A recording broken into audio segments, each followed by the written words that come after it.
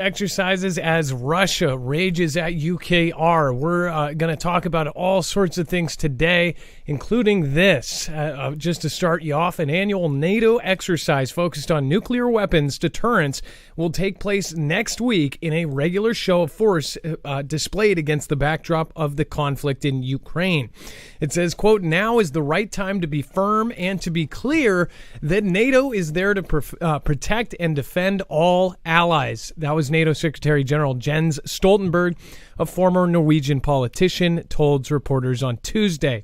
It says it's a routine exercise, and it's exercise to ensure that our nuclear deterrent remains safe, secure, and effective. What is going on, guys? My name is Adam, aka Marf, and this is Marfoogle News. This is, of course, another exercise and another drill. Here at Marfoogle News, we cover all of these, and we make sure to get in deep and make sure to cover every one of them. And we're talking about worldwide. We have almost every military in the world doing some sort of backdrop. So if you are new here, remember, you can always go over to marfooglenews.com. We're going to talk about a plethora of things. In fact, over on marfooglenews.com, you'll find that everything is actually organized by thumbnail. You'll see that we have not only this story, but many more to come, and all of the bibliography is there, so you can get every single article, tweet, video, picture, document from today's show. With NATO holding this nuclear deterrence, we'll go over to the chat here in a minute, and today is a call-in show. The number here is 2244000MARF or 22440006273, and we encourage you to call in. When you do call in, make sure to press option 4, and you will get my co-host / internet brother, Dex James. What is going on, and how are you doing today? Well, hello, Adam, and hello, Foogle fam. I am doing just fine. So we're going to start the show. Obviously, we're getting things started quick. We'll be right back right after this.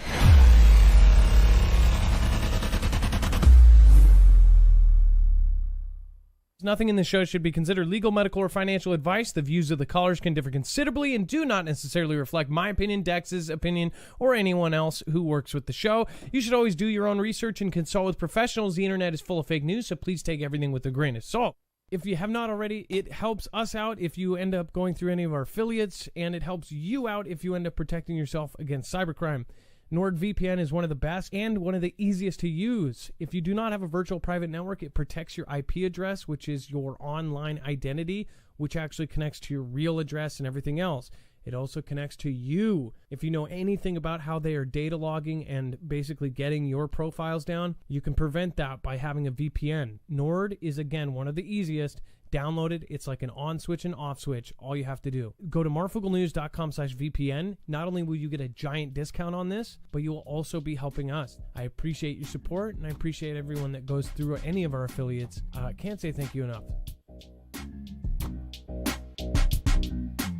All right, what is going on? It is Adam, a.k.a. Marf, and this is Marfoogle News. Let's get right into the news. We have new tsunami maps highlight threat facing 7 California counties. We're going to talk about that in a second.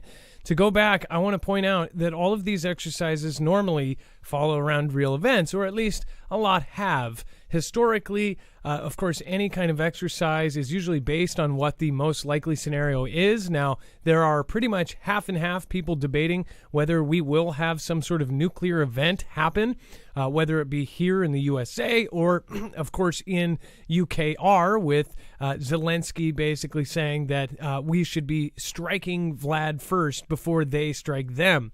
We have Finland telling people to prepare. We have Poland actually handing out things as far as iodide tablets, and we have all sorts of different places. Moldova handing out iodide tablets.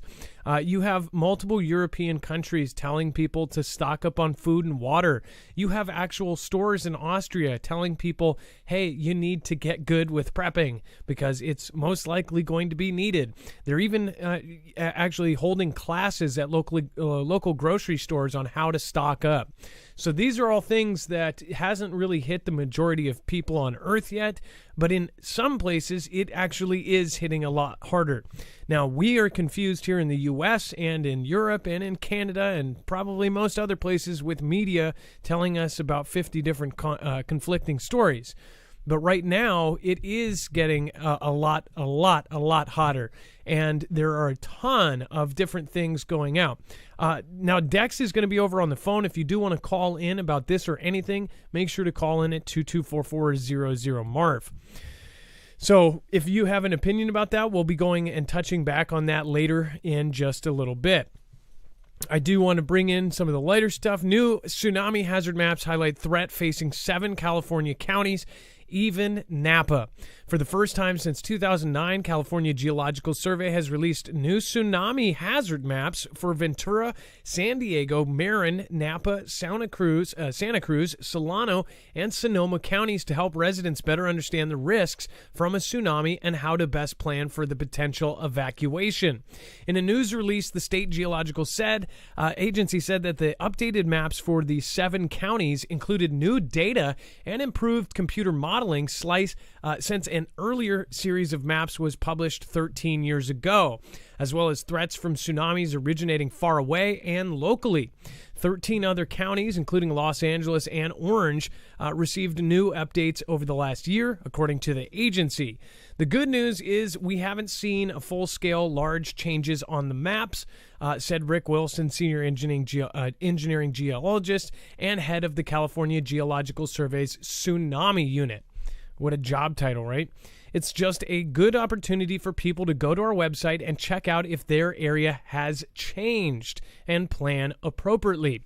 Although tsunamis in California are rare, the state's entire coastline is vulnerable to one at any given time. According to the California Governor's Office of Emergency Services, the last tsunami to hit California was in January after a volcanic eruption in the South Pacific Ocean near Tonga sent a 2-foot tsunami wave barreling through the Bay Area more than 5,000 miles away. It says one example of the new modeling prediction shows that an earthquake off the Aleutian Islands, a cluster of islands off the coast of Alaska, would bring 18 to 25-foot swells of waves to the Santa Cruz boardwalk, twice as high as predictions made in 2009. So they have basically doubled. Here's one thing to think about in California. If it was anywhere 18 to 25-foot waves, the storm surges that just devastated people that we just saw people on TikTok essentially having their, trying to survive on their second stories or sitting in floaties in their living room, that was 10 to 12-foot surges of water. This would be, 18 to 25, so double that. Most 2-story homes would be underwater. People would be on their roofs if they have a high enough roof. So that is something that obviously they're warning about if something were to happen. Now, that also doesn't, pull into play Cascadia. Cascadia won't be all of California, or at least they don't think so. But Cascadia subduction zone will actually send a tsunami of up to 125, 130 feet. 6 times, 7 times as high as this to most of Washington, Oregon, and the very top of California. We don't know how it will affect, and again, I actually have never seen any kind of simulations about how high the waves will be down on the lower part of California, but we're talking about a disaster that human beings have not seen, in a metropolis like this.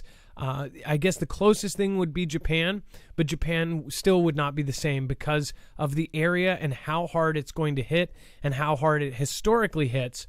It is a thing of legend. There are actual Native American legends of whales flying, and that's actually because whales ended up 20 miles inland after the last Cascadia subduction zone earthquake, 9.0, and tsunami that brought those whales 20 miles, 30 miles inland.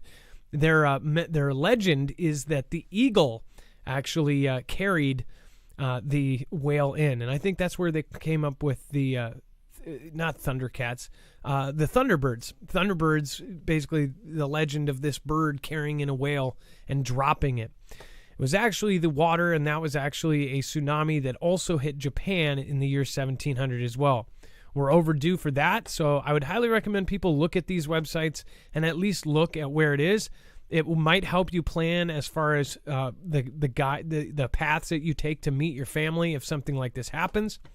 And who knows, with Vlad off the coastline with a supposed Poseidon system that can cause a 1,600-foot wave, who knows, maybe it might not even be useful because the whole state will be underwater.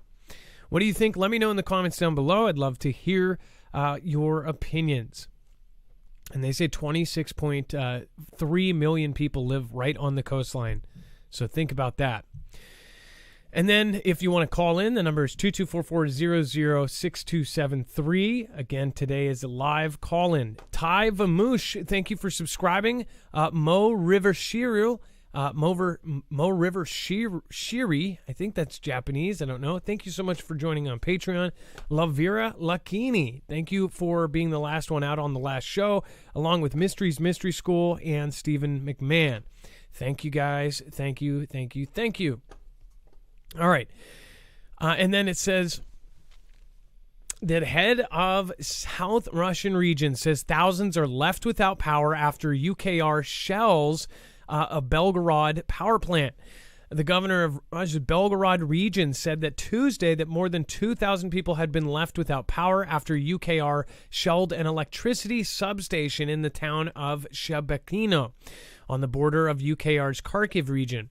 It says UKR did not immediately comment on the incident. In a post on Telegram, Belgorod Governor Vashilaslav Gladkov said that the emergency services were working to restore power supply. The local district head said there had been no casualties.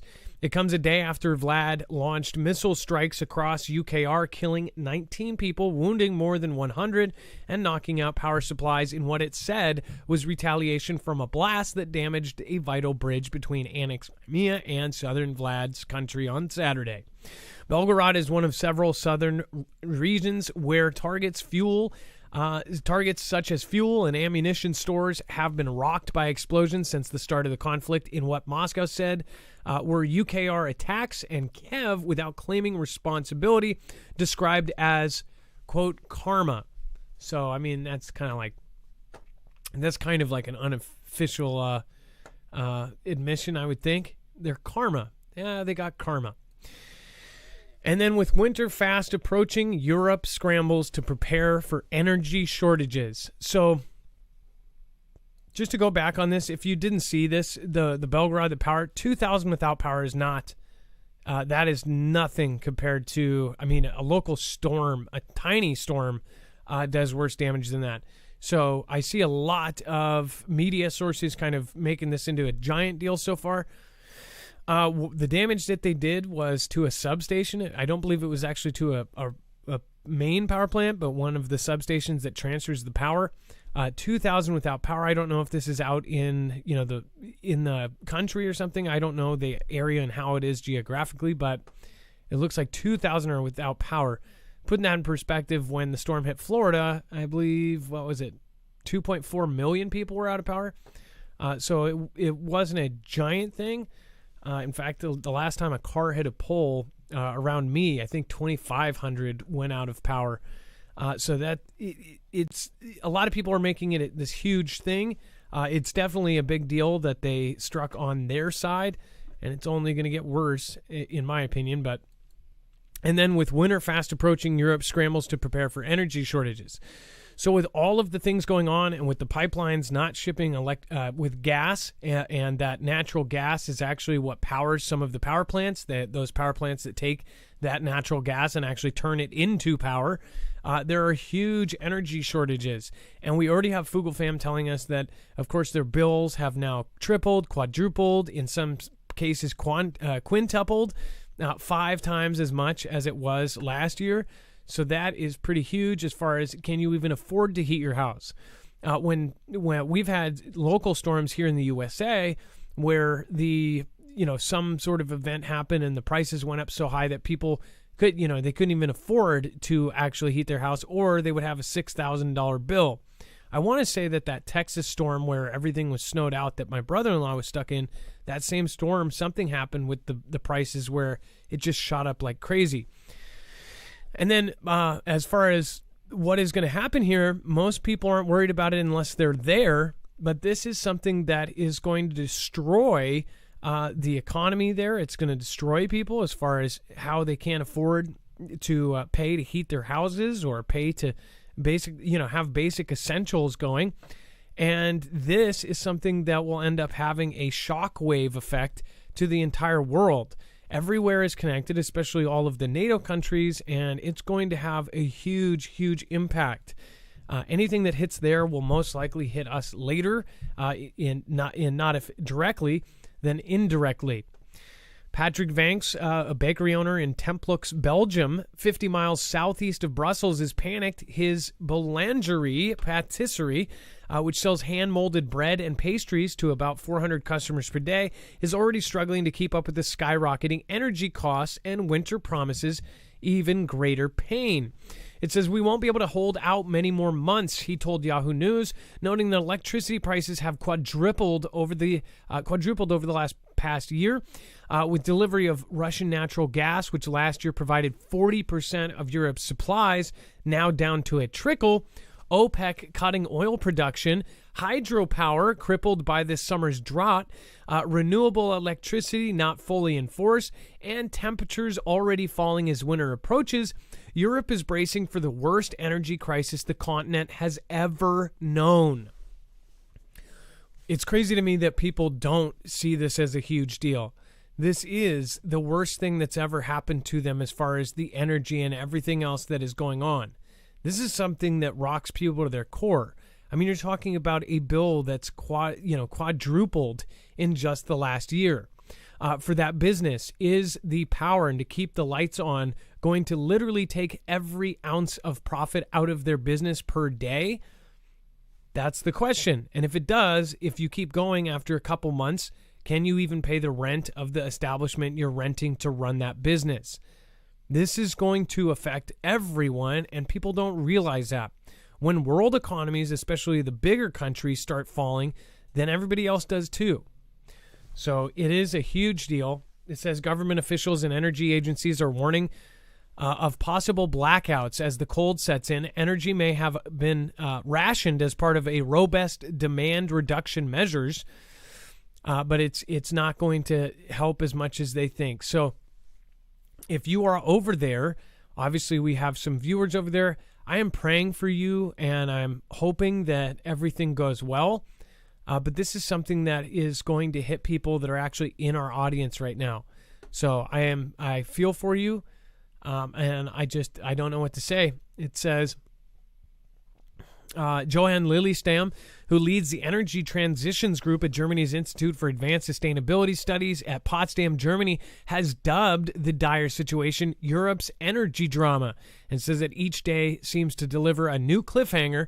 2 weeks ago, it was the suspected sabotage of the underwater pipeline, which closed them down for good and set off European panic about the security of other gas pipelines amid an energy standoff with Vlad. Last Thursday, just as the 27-member European Union was finalizing its sanctions on Russian oil, OPEC Plus announced that it had reached a deal with Moscow to slash petroleum production, a move that some believe could accelerate inflation. It says, I don't think the announcement will strongly affect supply, but it will affect prices, despite strong calls from the West not to take measures that further increase oil prices. So not only gas is going to go up here and everywhere, but also the price on pretty much everything is about to spike. So we can't exactly blame just our president. We can blame everybody is going to be blaming somebody. And this means that overall, people will be spending more money on gas and energy and everything else and not be spending it on food or other things or pretty much anything. They're not going to be able to save money to do anything. This is getting worse and worse, and people are going to, up until the last second, kind of deny that anything bad is happening. Hopefully they'll get through it. Swiss Templar Bankers Pull the Strings has subscribed. Thank you. That's a good way to get that message out. Terabile, thank you so much. And then over on DLive, thank you. We're also on Rumble tonight. Appreciate all of the support over there. Kimbria, Zuby360, Yobi, Groovy Grandma, Scooby Doo Do Right, and of course Vicky K and FJB Page.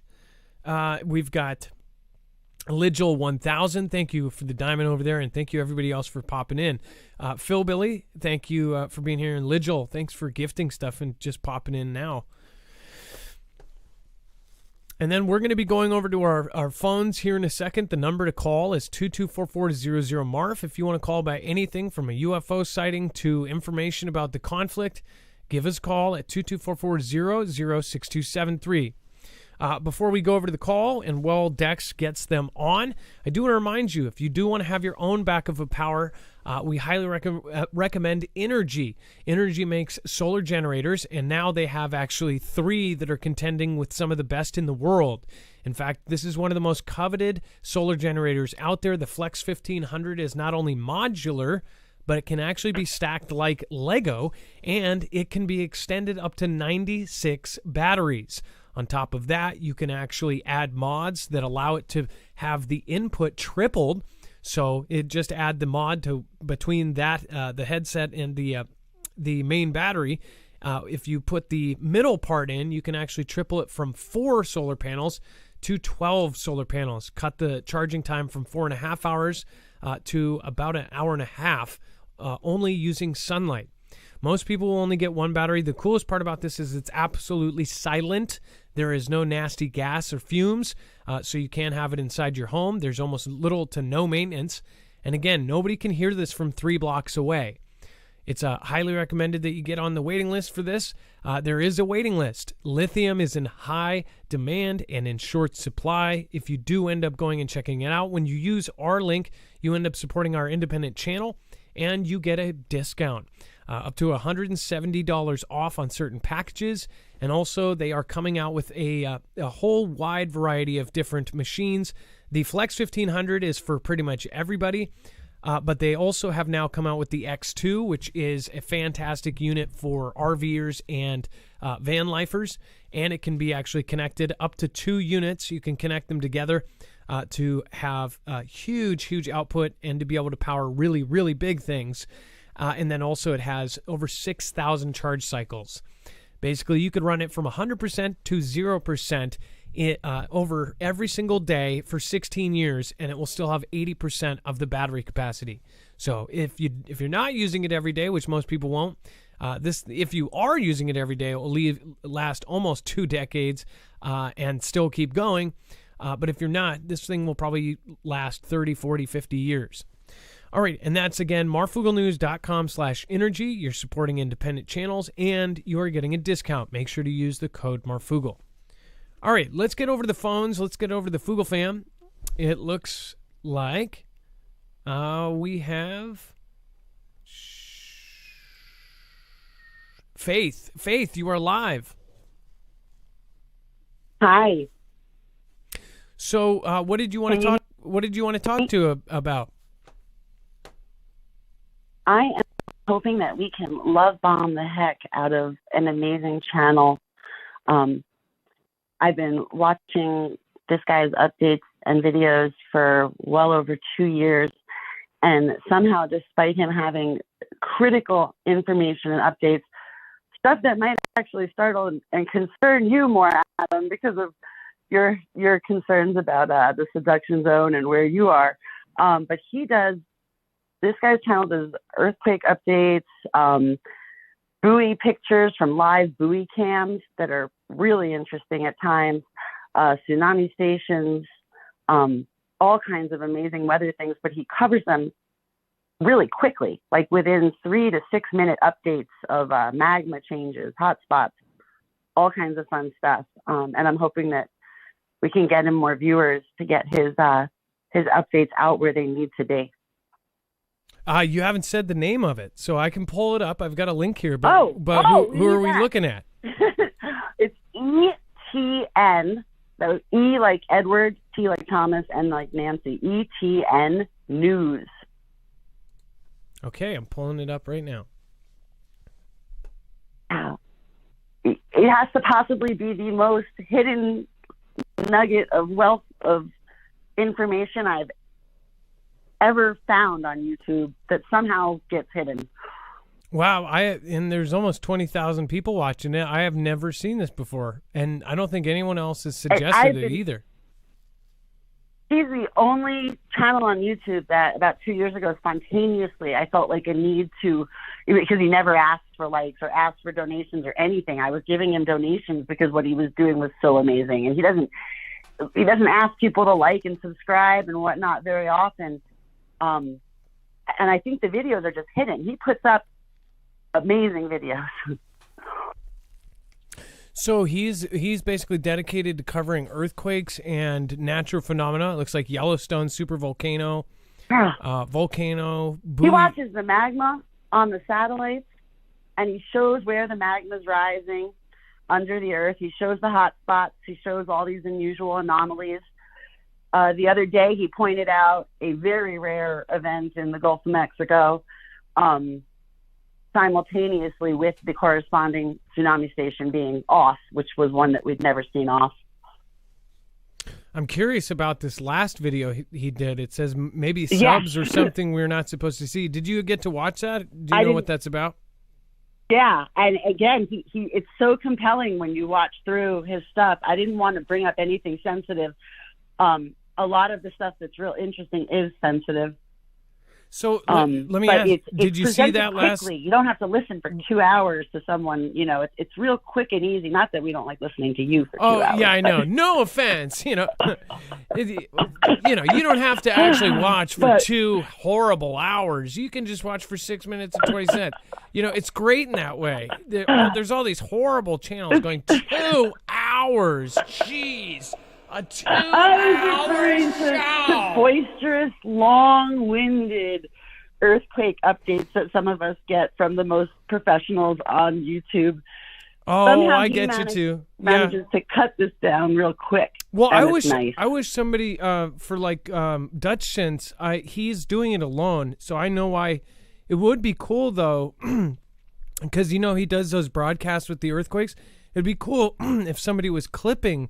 So you could get the main highlights. If he had he would need like an assistant or something to put that out there, because there's a lot of good nuggets on Dutch Sense too. And oh yeah, I get it. In fact, that's why we are the reason why we are changing things around is we want to make sure that we get the most important things in the first few minutes of the show now, so that we can value your time. So I hear you, and because I noticed when I watch people, I can only watch for about 30 minutes max. So I get it. Yeah, when I listen to Dutch, and generally I'll listen to the first 10 minutes, and then I'll fast forward and get the recap, because unless I just need some like ASMR background Dutch noise or something. But this guy points out things that you wouldn't see. One day he had put up a image from a buoy. There was a boat tied onto the buoy, and they didn't know why the boat was there. We thought they were stuck. I ended up calling in the Coast Guard, and they showed up, and these guys were just fishing. But he finds these odd things going on that are just worth looking at. His channel's really good. All right, well, we have attached it on the website, and Faith, thank you for calling and letting us know about it. I appreciate it. Thank you for everything you do, guys. All right, well, thank you. We still have an hour and a half left to go, so everybody's getting tired. Well, the hour and a half, guys, go over and check out that channel and give this guy some love, because I know he's not getting a lot of views, and he's putting out really good content. So please, everyone in the Fugo fam, go give him a like and check out some of his stuff. Oh, well, I'm most definitely checking it out. It looks very interesting. I'm very piqued by that last video.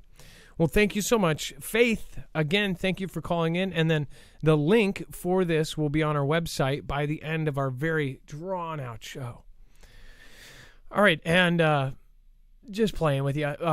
Let's see here. But there's so much to cover. I guess here's the thing. If we could get it down to half an hour if we just read the headlines, but that would be not questioning the headlines. And then we would just be passing off MSM. People say, well, you share MSM, but we have to, because this is going to be what history is. In 40 years, people are going to look back, and these articles these are what our grandkids are going to do their history reports on, and it's just considered, history.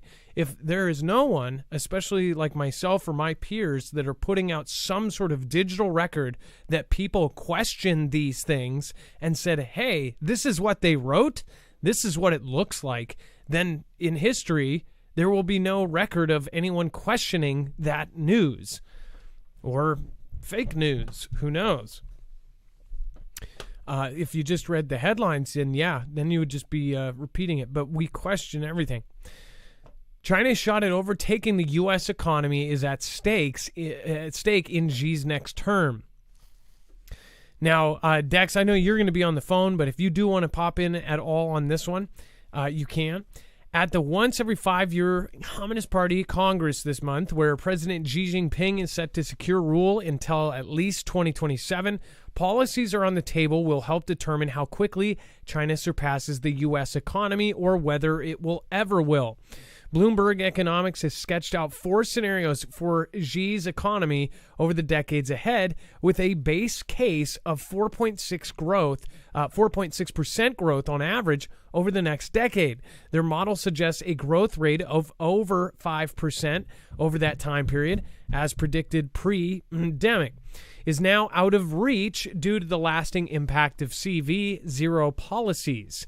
It says that a faster decline in fertility than previously expected and lower investment due to a gradually shrinking real estate sector, which is crazy since they have the ghost cities that are just sitting there with hundreds and hundreds of thousands of units unlived in. It says if the property downturn is deeper than expected and CV restrictions remained beyond 2023, GDP growth may average below 4% over the next decade, meaning Xi's country likely won't overtake the U.S. until the mid-2030s. Isn't that crazy? So basically, one thing to think about is they're saying, oh, it won't overtake it until the 2030s.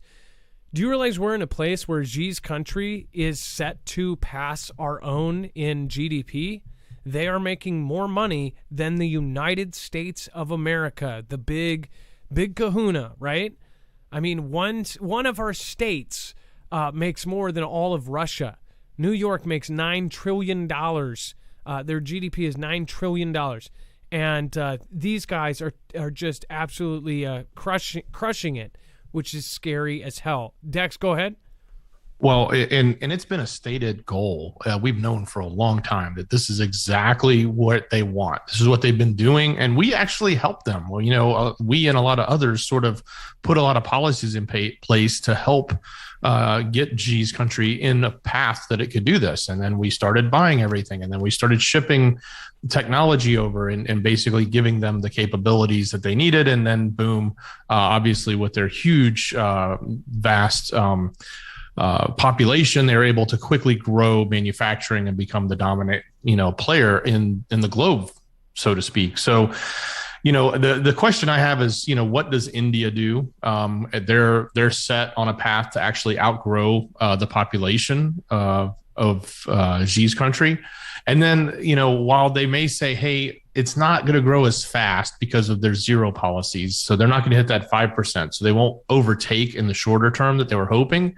But then the flip side is what's happening with our own economy, and is something on the U.S. side going to continue to go downward? I know everything looks like it's been going up, but what else may happen and will it actually decrease at a greater level, in which case they can overtake? And that's part of the big question and part of what a lot of people are looking at here. And this is all coming right on the heels of Xi's getting his, re-nomination or appointment to head up the CCP and, basically run the country again for, the next so many years. So this is all part of their big plan and their big, hoorah about what are they going to do to take, and complete their mission of, their heavenly mandate and being the largest nation and the strongest nation on the globe.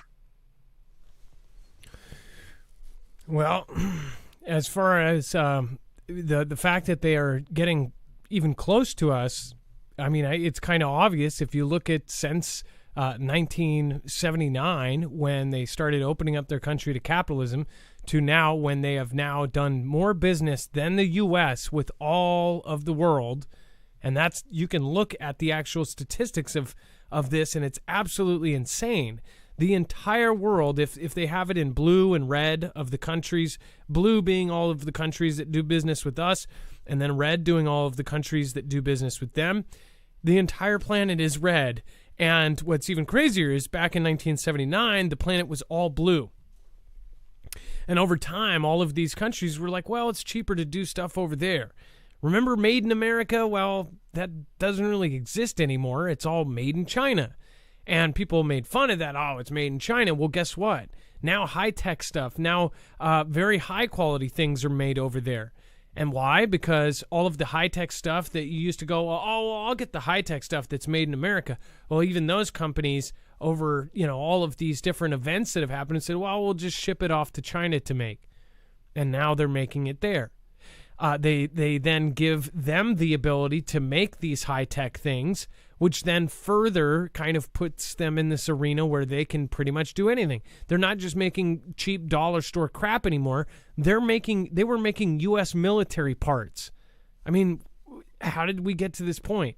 How did they end up making all of the active pharmaceutical ingredients or the APIs?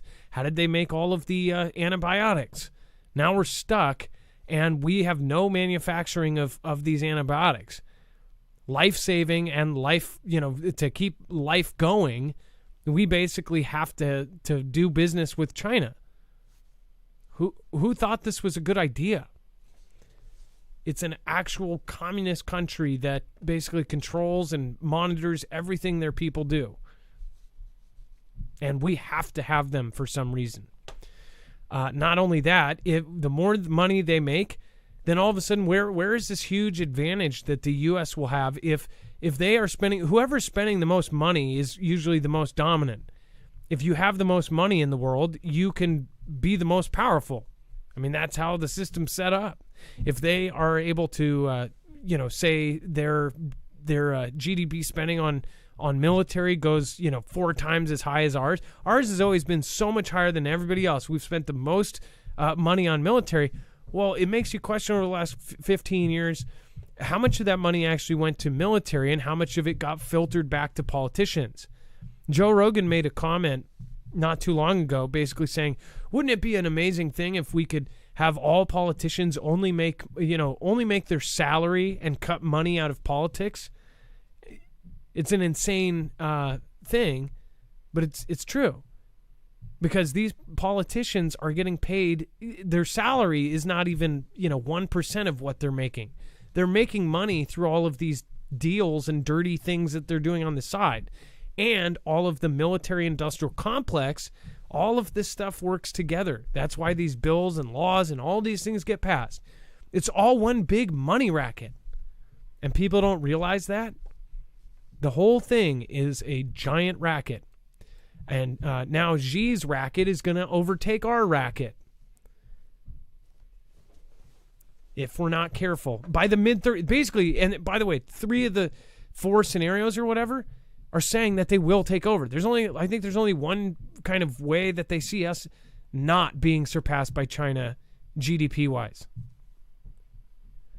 And they're basically, wait, just one more thing. They're saying that there's CV0 policies are what is holding them back. So they basically get to choose if they surpass us. That's the one scenario, is if they keep these CV policies there. That's crazy.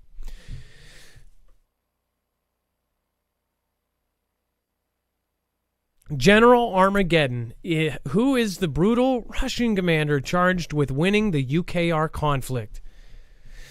It says just after midnight on August 21st, 1991, a column of armored personnel carriers manned by soldiers from a unit of Russia's 2nd Guards Motor Rifle Division, a storied force known as the Taman Guards, rumbled into a central Moscow tunnel where it was met by protesters angered over the attempted coup against Soviet leader Mikhail Gorbachev. The protesters had barricaded the road with buses and street cleaning vehicles, and in the chaos that ensued, 3 of them perished. And ultimately, the column retreated. The clash was a turning point in the coup, which collapsed the next day. The man who commanded the unit was Captain Sergei Surovikin, 24 years old, a mid-ranking officer who was briefly arrested for his orders, but later cleared. Surovikin went on a long career to Vlad's military, where he was repeatedly promoted and gained a reputation for unalloyed brutality in Chechnya and then more recently in Syria. On October 8th, President Vladimir Putin appointed the much-decorated Surovikin, who is now 56 years old, as the overall commander of Russia's war in UKR. It says 2 days later, Russia unleashed the largest barrage of missiles and airstrikes since the invasion in February, pushing the conflict into a potentially even deadlier new phase with Surovikin in charge. It says, quote, for UKR, I would worry a lot about Surovikin's absolutely unforgiving attitude about to the enemy, seen as combatants and civilians alike. A couple of the other things that he said is basically he doesn't care if they're civilian. Baby woman doesn't give a crap, or at least that's what some of the folks on Telegram said. His opinion, if they are in that country, then they are the enemy. It says, and his laser-like focus on achieving military progress no matter what the cost or risk. And, there's military leaders like that in the U.S. military and in the Canadian military, and pretty much every military has these guys. What's crazy is the position that he is now in. It says, ultimately, civilians are likely to suffer the most, particularly as Ukraine looks like it's only to continue its effective and heroic... I've pointed out all of the adjectives that they use for different things when they're talking about Vlad. It's desperate. It's always despicable. It's always sad, sad little Vlad, mad Vad, crazy. And when they talk about UKR, they say, it says continue its effective and heroic fight for its territory. Again, it's all a piece of opinion, but when you know the history of the country and everything and how, people got in charge and things, it just seems, trite. It is doubtful whether he can change the underlying dynamic of the conflict as UKR fields increasingly well-trained troops and advanced weapons. NATO, basically. It says Mark Galati, a longtime expert on Vlad's security forces, wrote in a column for The Spectator. Nonetheless, he will presumably be expected to try, and that is likely to mean that more air raid sirens in towns and cities across UKR. So it is kind of crazy. It was, Dex, wasn't it right after he stepped into power that some of these things happened? Because this is, it was I don't know if it was yesterday or the day before. This might be from, 2 or 3 days ago? I remember seeing this, and it might have been early yesterday. As far as the 85 missiles that were launched, that was yesterday's news, wasn't it? Or early yesterday, about 4 a.m. or 3 a.m. or something like that. I feel like it was in the morning yesterday, but Vlad's morning. And then, let's see here. Also, we have attached all the previous news that actually makes sense for this over on marfooglenews.com. If you want to go over there and pop in, you can actually see all of the links and everything that goes along with this. Over the last week, I would definitely go to the actual news section of the last week because there has been a lot in just the last 48 hours, but let alone in the last, I would say week and a half, the last 10 days of shows. Each one of them has the according articles and everything that has happened. If you could actually start about a week and a half ago and then go to every show, read that news, and you'll be absolutely amazed. If you follow each one of the articles and just hit the headlines, you'll say, holy crap, this is something massive is happening. Now, you guys that watch every show, you probably already know. Following all of this is really key because, unfortunately, right now, this is more than we've ever seen go down in a short amount of time. Or at least in my lifetime it is. I don't know how it was when they had all of these, schools were doing nuclear drills and having you get under their desks. I wasn't alive for that, but I will say it's definitely picked up again. And then Lavera Lucchini, thank you for yesterday's support. I appreciate that. I didn't get to many people because there was a glitch on YouTube's side. Thank you, everybody that supported that show. Kenny Crowder says, good evening, Adam, Dex, and Mods. Foogle fam, hope you're all doing well. Be safe. Love your way. And then Stephen McMahon says, Europe will have to get LNG from us. It says, something we have for the USO, but Clack won't use or get it from Izzy. I'll have to think about it. I know you're trying to be sensitive, but it's almost too sensitive there.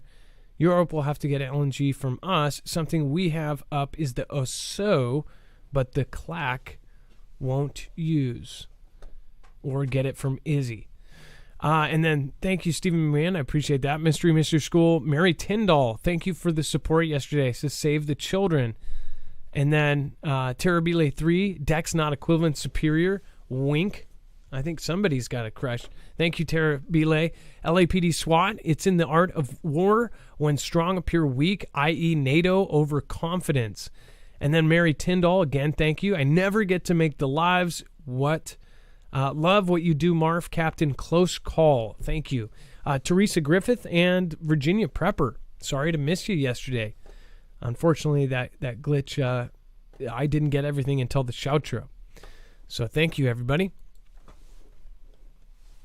And then Russians build 2 new pontoon bridges. Pontoon. Bridge crossings in the Kherson Oblast. So as you know, they had bridges taken out, and we've shown you these pontoon bridges before. They're actually kind of these floating bridge pieces that are actually attached to the front of a boat. So the boats, if they are upriver or downriver, they'll actually sit there, and if they have to, they'll actually keep the boats running 24/7 to keep the bridge basically straight. I wonder, I don't know if this has, yes, so we do have kind of a picture here, but I don't think this is the pontoon one here. This is the broken bridges. And then, no, I don't know if we have a photo of it. Dex, I don't know if we can, but if we can get a photo, I don't know if these are the pontoons, but basically we've shown you these before, and there was one that was right by the Zaporizhzhia power plant, and I want to say it was before the conflict ever started, and we saw these pontoon bridges going up, and then all of a sudden it happened.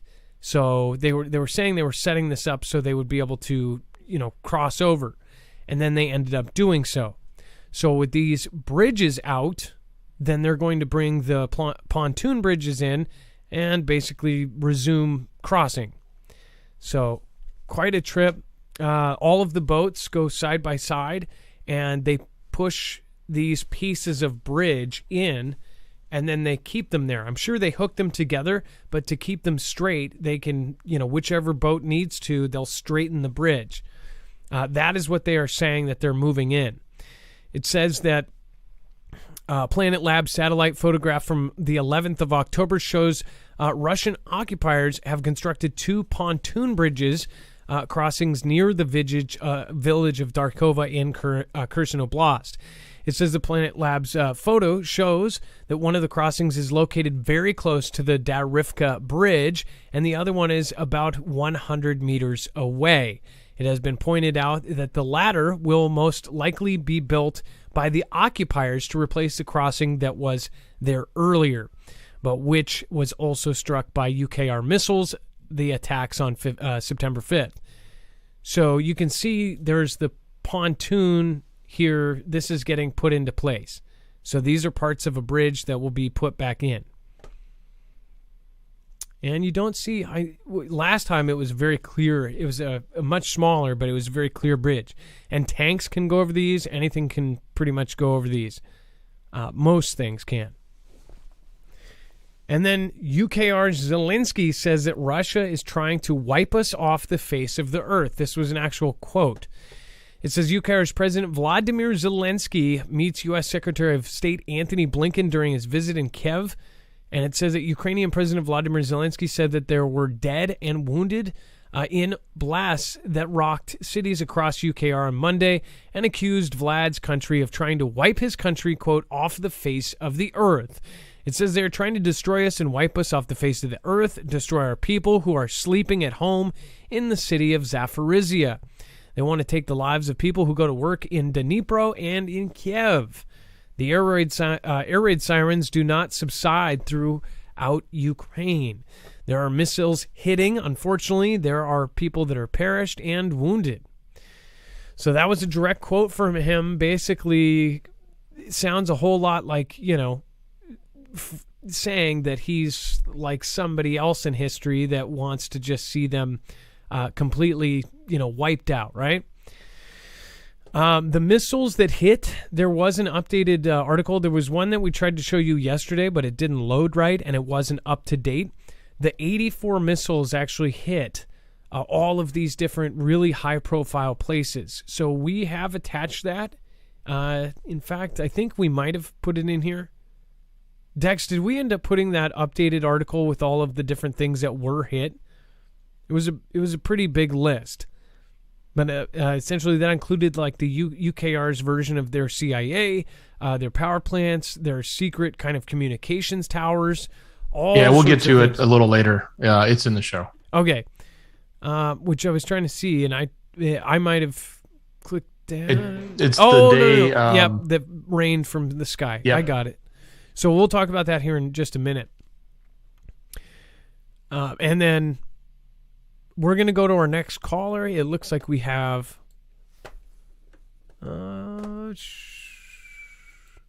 remember, you can call in at 224-400-MARV. It looks like we have...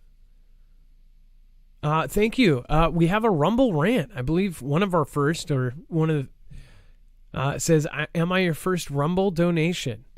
Leah Marie, I believe you are at least one of the first. You're the first one I've read, because honestly, we didn't know that we even had any yesterday. Coal Cracker, we're going to have Coal Cracker come on the phone. 40 degree and pole flip is coming. That's what we're going to be talking about. So Coal Cracker will get on the line. If you haven't already, I would highly recommend, if you don't have food, then I would highly recommend checking out, of course, marfooglenews.com/prep. You can get, of course, all different kits, as far as anywhere from a 72-hour kit to a 3-month supply of freeze-dried and sealed foods in Mylar bags, sealed into buckets that can be stored, whether that be in your basement, whether it be in your trunk or up at a cabin, bury it under the ground, whatever you want to do with it, or end up using it in a few years when inflation is so bad that it's cheaper to eat this than go to the grocery store, then you can do so. If the normal, average family here in the U.S. has about 3 days worth of food in their fridge, which is absolutely horrendous. If any kind of disaster, whether it be just a local storm that knocks out power for a few days, or tornado, hurricane, earthquake, this can be used for pretty much everything. Now, they have a whole lot more than just food. I highly recommend their Alexa Pure Pro, their gravity-fed water filtration system. It is a fraction of the cost of Berkey, and it does all of the same things. It is an amazing system, and quickly a lot of people are actually converting to it because it is very fast and efficient, and it is a great job getting rid of 99.9% of contaminants. If you don't trust your water, then I highly recommend one. That is the Alexa Pure Pro. And then, of course, the My Patriot Supply food that is there. That is, essentially, I do recommend that you end up getting, if you've already got a 3-month kit, or if you got several kits and you think you're set on that, I highly recommend they actually have the ReadyWise meat, basically a whole set of meat. They have the ReadyWise meat buckets, and that has freeze-dried meats, and it's a great complement to the other foods. You can add it to pretty much all of the other meals that are there. marfooglenews.com/prep. Every purchase not only helps us out, but you end up getting a discount as well. There's 20% off, which is a huge amount on a 3-month kit. Go over to marfooglenews.com/prep. All right, it looks like we have Coal Cracker. What's going on, Coal Cracker? You're live on Marfoogle News. How you doing, Marv? Hey, it's been a while. So, pole flip, what's going on with that? I know I had mentioned, excuse me, though, I had a little cold. I just got over a cold, so I'm going to sound a little muffled. But I mentioned Maverick Star Reloaded. I mentioned him before last time I called, actually. This guy is amazing. Just like before, we were talking about Dutch Sense and the other channel that she brought up. I've seen them. I watched Dutch Sense too, as well. This guy here, as the magnetic, his organization is well known, and they actually are affiliated, so they study this stuff, and specifically this. I believe, and I have some stuff that correlates with that, and it's all being used against us. I truly believe that this is what they're preparing for. They all know it. I do believe that Vlad, his country, what he's doing is actually, he's setting up territory for himself, for his country, for this, for what the, what they had said before about the great RESET, So they said we have to basically have one. We're due for an event. So they know this is coming. We have 6 months. 6 months is as long as we have until we hit the 40-degree mark. And you know where the northern magnetic pole ends up? In the middle of RUSSIA. So it all makes sense. All of it. So would that mean solar panels? So would that mean that we're going to be in the South and North Pole? So if the U.S. will be the South or North Pole under this theory? No, well, actually, true magnetic north is the South Pole in the Northern Hemisphere. People just get confused. They don't understand it. If they go and look up Maverick Star Reloaded, look him up. He has like 55,000 subscribers. The newest one. People need to watch it and listen. Listen to what the guy has to say. Because we have to be into this as a community, as a whole, not individualized, because we're not going to make it. Each person possesses a different trait and a different skill, other than, your neighbor, thy neighbor.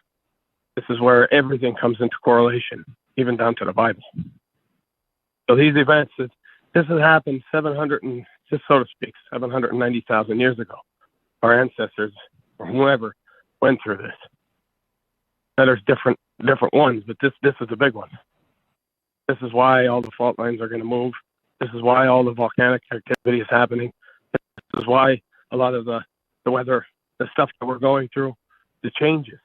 It's magnetic pole, all of that stuff. This is why. But you're not going to hear it. You're not going to hear it on, the big channels. NBC, ABC, CBS, whatever. You're not going to hear it on New York Times, nothing. They're not going to talk about this. They already know. They're preparing for it. It's when you sit down and look at the big picture of everything, the natural gas, solar panels, windmills, all of it, and the deal, the New Deal.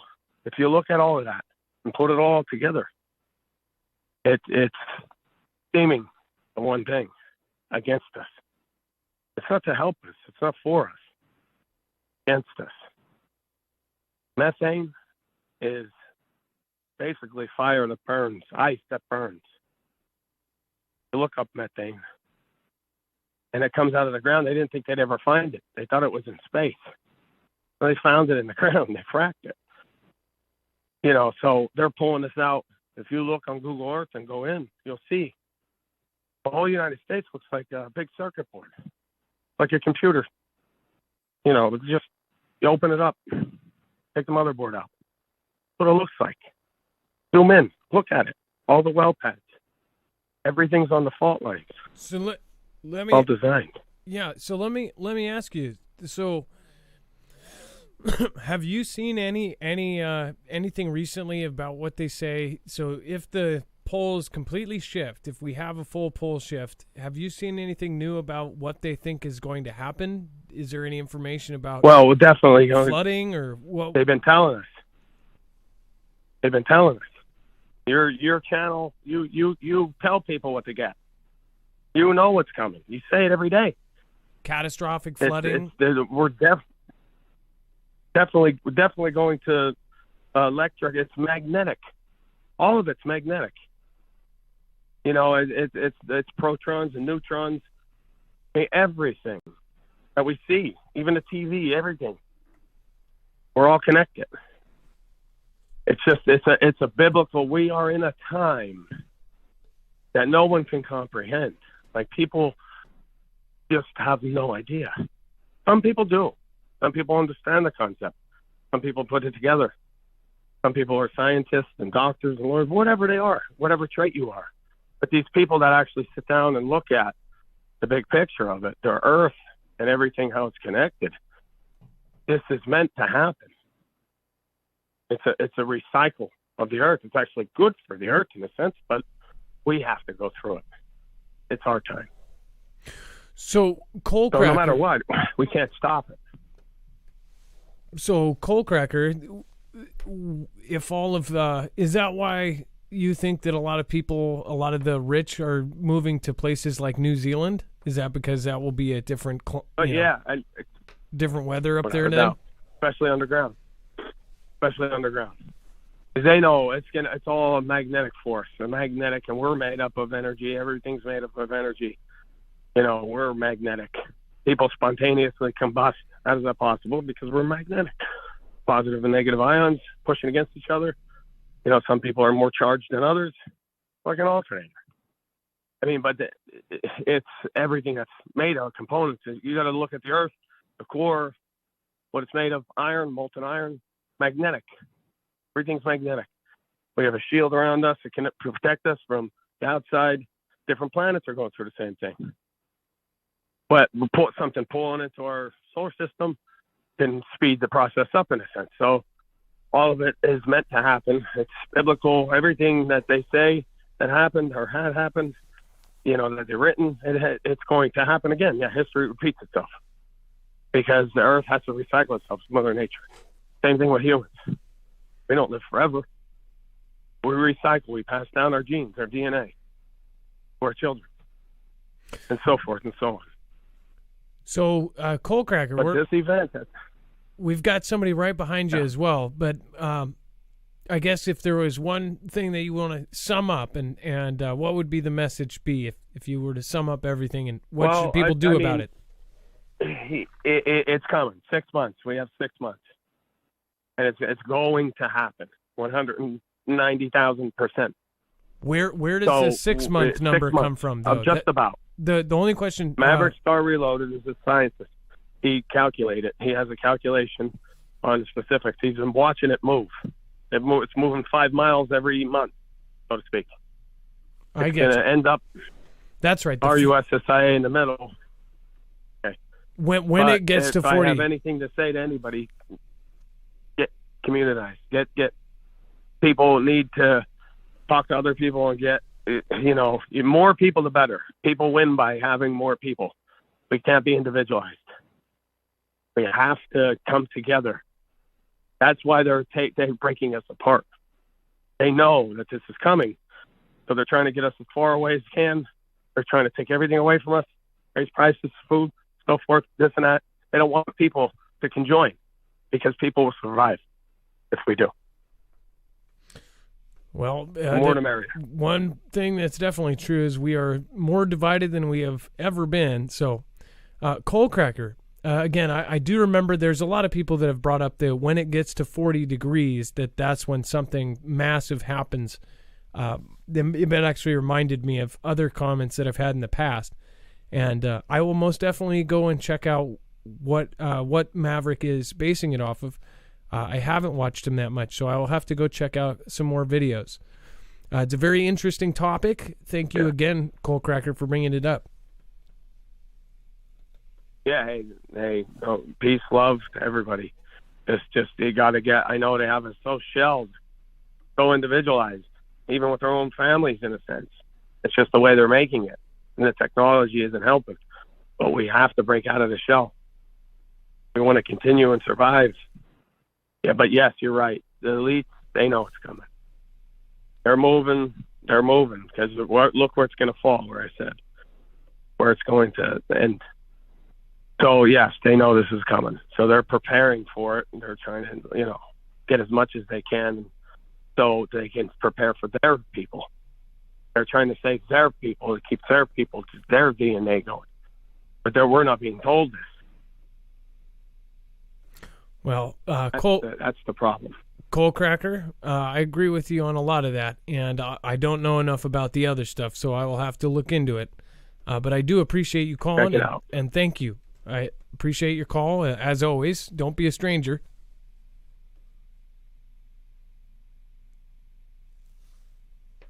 You there? Okay. Well, thank you, Coal Cracker. I appreciate that. And that was, again, Coal Cracker. It's very scary if Maverick Star Reloaded is at all correct. Again, Coal Cracker from Pennsylvania. I've heard this before, and there's a lot of the comments in the emails that I got about it. It sounds like a very logical thing as far as once it gets to a certain point. It is moving very fast. We've talked about that on the show, how it is bouncing all around. The poles have been moving. If you look it up yourself, you'll be like, what the heck is going on? They try to say that it's somewhat normal. I mean, the thing is just, it was bouncing around. At some points it shifts this way, it shifts that way, and then it goes this way. It was heading towards Siberia. And it makes you wonder, like, you know, everybody's buying farmland now. And, you know, the richest people, all the people that there's all these creepy rumors about, they're all buying farmland. Xi is buying farmland. All of these people are buying farmland. And it makes you think, like, is farmland going to be one of the rarest thing in the future? If farmable, land that you can actually grow food on, is that going to be something very rare in the future and worth more than gold? You know, worth more than anything? That is a question I have. And then NATO warns Russian sabotage on Western targets could trigger Article 5. This is probably the biggest story here, and it's a big deal. Again, Article 5 is you hit us one, you hit us all. So if anything happened, they even consider that Article 5 could be invoked if, say, Zaporizhia was somehow attacked and the radiation ended up, seeping into NATO countries, and that damages it, and they consider that an act of conflict. Well, then if it goes into one country, if it goes into any of the NATO states, then that could start something. If one of them is attacked, or if they consider something an attack, if they consider something a direct kind of provocation towards one of them, then under Article 5, everyone else in NATO is supposed to jump in. This is what people have been talking about. And they're saying that Vlad's sabotage on Western targets could be grounds for triggering NATO's Article 5, the alliance's Secretary General warned on Tuesday. That's Secretary General, and I believe they don't mention it. Isn't that Jens Stoltenberg that's saying this? It says, warned on Tuesday amid suspicions that Moscow planted boom booms on underwater gas pipelines. It says, so just basing off of what everybody has been saying, and there's like a debate 50-50 on whatever is behind it, right? If it is truly them that did themselves, are basically they're saying that they are trying to possibly trigger WW3 on their own, like they are doing it. And if you believe the other side, then you're like, well, then why are we trying to trigger WW3? Any deliberate attack against allies' critical infrastructure would be met with a united and determined response, Jens Stoltenberg said Wednesday before a meeting of NATO defense ministers in Brussels. It says separately, the UK and G7 allies accused Vlad of war crimes and vowed to hold him to account on Tuesday after Vlad launched a second day of missile strikes on civilian areas in UKR. At a virtual meeting on Tuesday, the G7 said that it was deeply troubled by the September 26 underwater explosions on Nord, which, of course, link Vlad and Germany's country and lie on the bed of the Baltic Sea. Germany, which happens to be a NATO member, they're saying that they're doing that and that hurt Germany. Most people are like, well, they already had the stuff off, so obviously there's a big debate there, and Now it's considered sensitive like everything else that a majority of people say, this doesn't seem right. Then Article 5 ends up getting put into play. We're in a big mess. Dex, this does not look good as far as the words and everything that is coming out of not only NATO, but the entire world is pushing everyone to say that we're about to go into conflict or that it has already started. This is pretty scary stuff.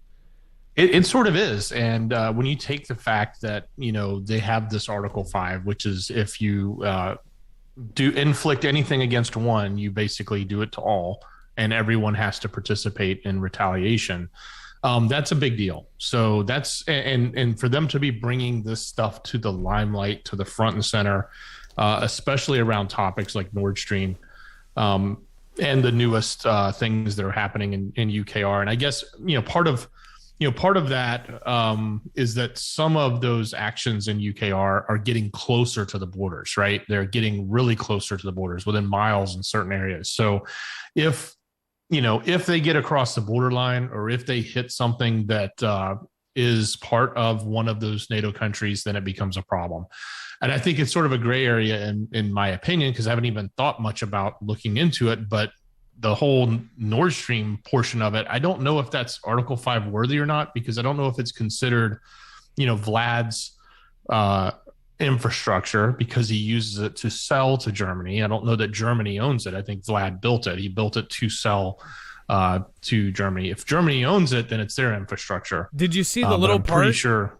Did you read the last part at the very end that talks about cyber attacks? It says cyber attacks and hybrid attacks, such as sabotage, could be enough to trigger the Article 5 collective defense clause, Mr. Stoltenberg said. It said that would mean each and every member of the 30-strong alliance would consider the sabotage an attack on them. So you attack one, it's an attack on all of them. So, and they're talking about also Western targets. Are they saying that, if there was a cyber attack on the USA, or just say that's what they say there's a massive cyber event that affects the USA for a few days, or even affects just the White House, or direct, something here directly, our hospital system, our 911 systems, or anything. It's a cyber attack that they say, hey, this is, we have solid evidence this came from that country. That would be enough to trigger Article 5, which then that's essentially World War III. Well, and that's in the extreme scenario. It could be just as simple as a cyber event in one of the Baltic states, right? It could be, it could be Poland. It could be any of the other ones in there, right? It could be a smaller country that could have an attack.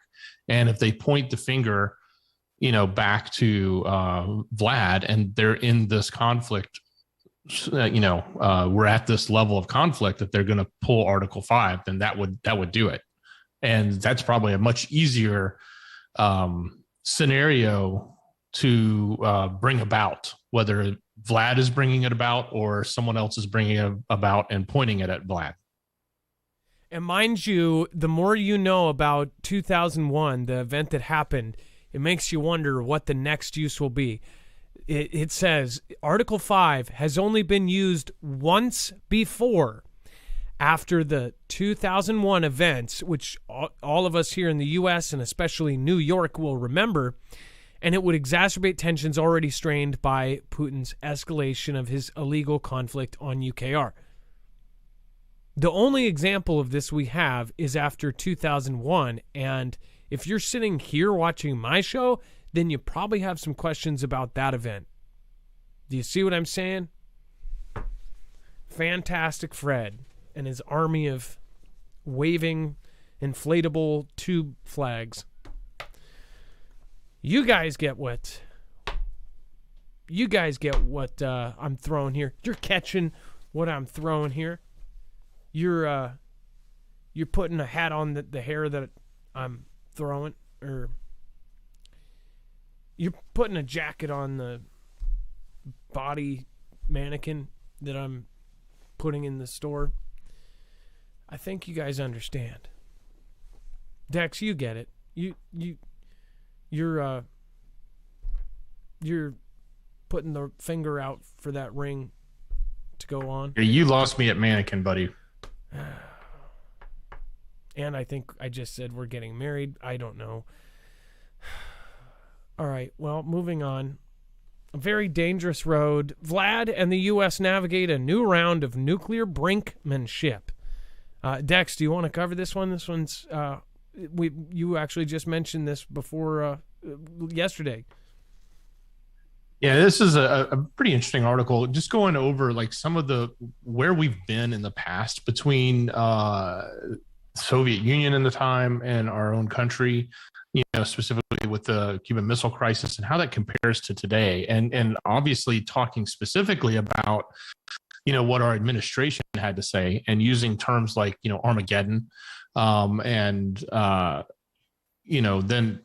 Putin using terms like, tactical nuclear, and that he's not joking about it. And so the level of at least terminology that's coming from leaderships on both sides of this is at a level that's never really been seen before, since in a long time, basically since the Cuban Missile Crisis. So that's part of it, and I think that kind of goes back to the fact that what we're being told or programmed is that we're at the state that we need. That they want us to think that this is about to happen, right? And whether that is because it's organically happening, or whether that is because it's something they're going to create, or whether that is, something they're going to show off, I don't know, right? There's so many different scenarios that can play out with this, but nonetheless, when this level of information is being spewed by the two leaders that are pretty much going head to head with each other,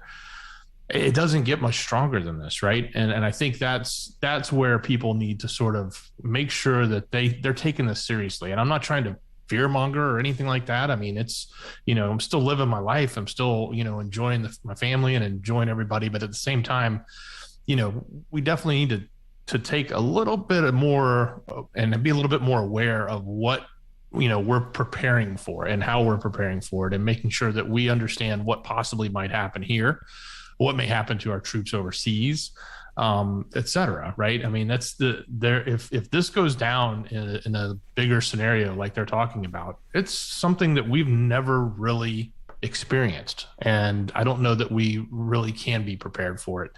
There's so many scenarios that could go off here that it's kind of frightening, and I don't think you should be necessarily scared. We always like to say, don't be scared, be prepared. So talking about it, thinking about it, planning about it, making sure your family's aware of what you should do. I think that's what this is about. And so this is just, again, it's that heightened level that we're at in this day. I think even the meeting of the people that the nuclear physicists to get together and talk about the doomsday clock, which is underway now, or should be underway in the next week. They're going to be starting. I even coming think, up soon. It's coming up soon, and they would publish that by the end of the year. So it's not going to surprise me if they don't move that, closer. I mean, it would be crazy to think that today's times versus January of last year or November of last year, if you go, 11 months back, to think that today is safer than it was then. No, I think we're much hotter right now. There's so many good comments about, just what is going on. Someone said there are rumors that Poland has 6 nuclear bombers there. I don't think that's a rumor. I want to say we covered that directly. You probably could even type it into the search bar on our website, and it would bring up the article we showed you, bring you right to the show where we covered it. I feel like that, unless I'm misremembering that. I know that we have a bunch of our Air Force all over the world. Obviously, we have bases all over the place. We just deployed a NATO carrier, but one of ours, with 9,000 NATO soldiers on it. I mean, there's just deployments everywhere. The Arctic is just going nuts. You have Russian and Chinese ships off Alaska. You have Russian ships off of Hawaii. These are all things that happened before. The thing is in our brains, we want to say this isn't going to happen. There's never going to be any kind of nuclear event. It's all going to just come right back down. Our thought is that these people have common sense, and it's basically unaliving everybody, right? It would be basically taking themselves out too. It would be mutually assured destruction, and nobody wants that. Nobody will do that. The only thing that kind of makes me go, it's like Vlad's country in Moscow, they have enough shelters and enough bunkers to actually house every resident of Moscow. It's like, yeah, they could do that. And in a few years, they could start rebuilding, and they wouldn't, meanwhile, we don't have. Where is your local shelter that's still running, right? Vlad, he's got a big old mansion. It's one of the most beautiful mansions ever that's also a bunker.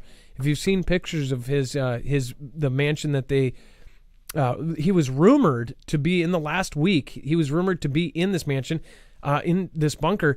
And people are thinking that he's in underground, and like if he was in this bunker, that it would definitely happen right then. The bunker isn't it's a bunker underneath, and it's a bunker in the thing. I guess he has parts of the house where it's above ground and it's a bunker. It's got like 5-foot things of concrete, so he can be above ground and still be protected from a nuke. This thing is just sprawling, tennis courts, all this stuff. So they wouldn't go through a disaster like this the way we would.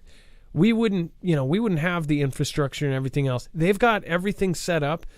With 100 years of food, everything is set up. They've got it's set up so they can grow their own food underground. All this other stuff. It's incredible how all of the elites would live out one of these disasters. So when you say common sense, they don't want to take. Why would they do that? They would be taking their own lives. No, they wouldn't. They have it set up, and I'm sure that would go into play on where would be hit and where wouldn't be hit. So that's why we pay attention to where these rich people are moving to, where their Plan B citizenships are, where they're building their bunkers. Somebody like Bill Gates is building bunkers under all of his properties. Go ahead, Dex.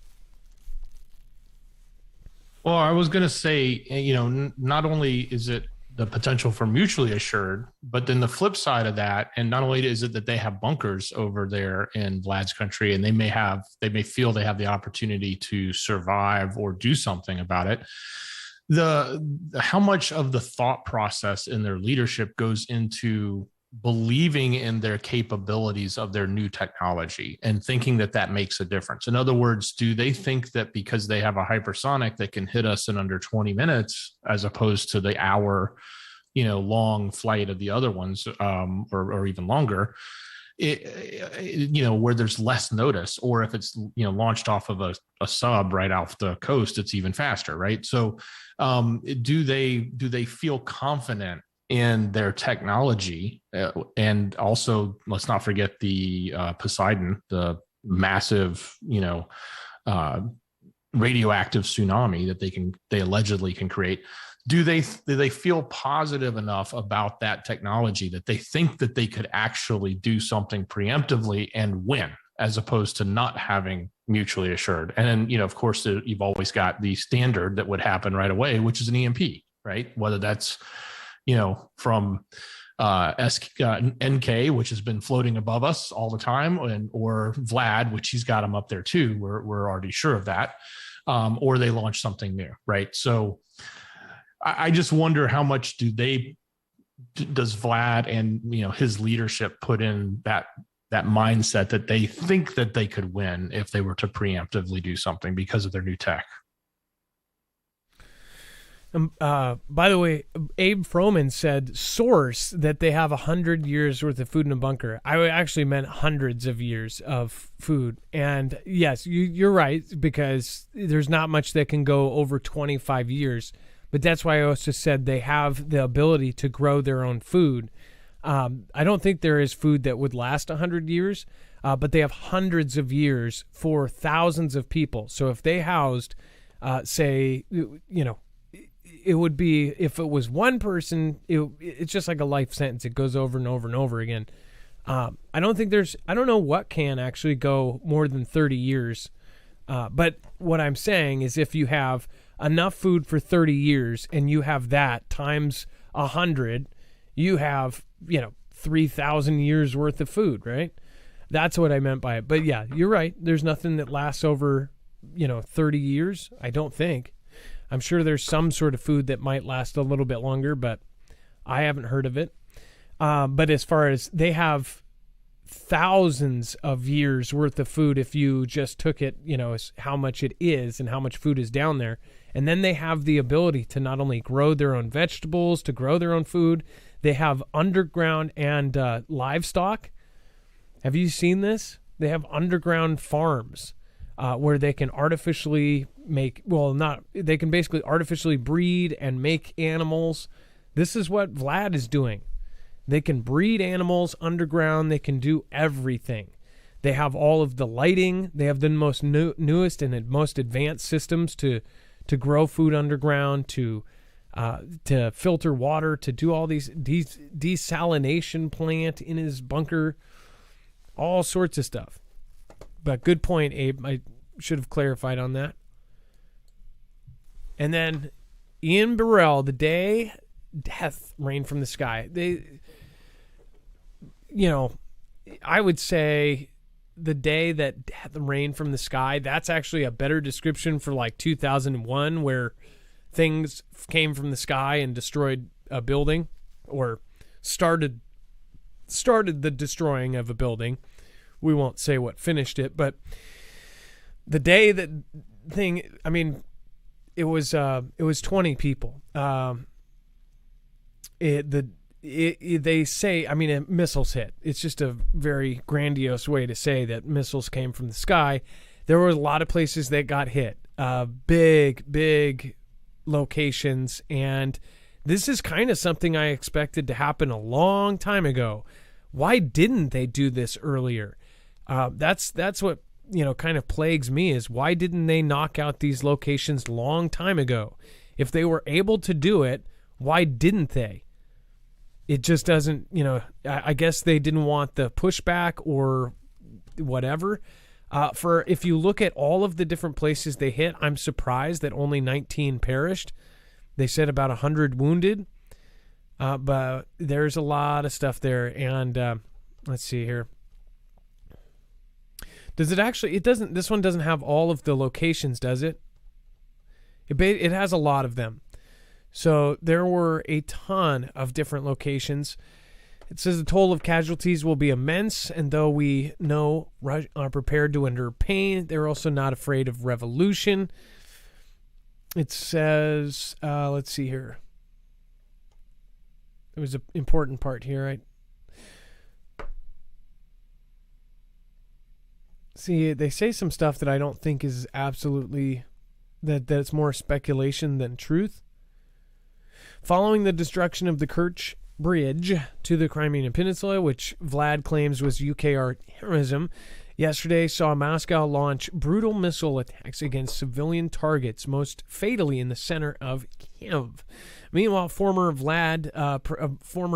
Russian President Dmitry Medvedev gloated that this was just the first episode, signaling that the intensification of attacks could be the start of a further escalation in the conflict by the Kremlin.